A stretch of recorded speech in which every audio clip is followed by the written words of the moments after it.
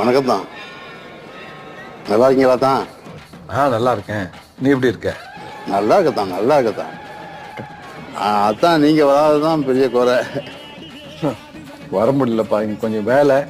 என்னதான் நீங்க ஸ்கூலு பசங்க படிப்புன்னு உங்களுக்கு கிடைக்க மாட்டீங்க.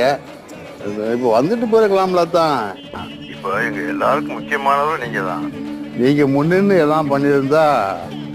பண்ணிச்சிரியா? அடுத்த தடவை கண்டிப்பா வரேன். நான் சொல்ல ஒரே ஒரு விஷயம் தான் தான். இதுக்கப்புறம் இப்படிலாம் ஒன்னா உதவ போந்தா போ.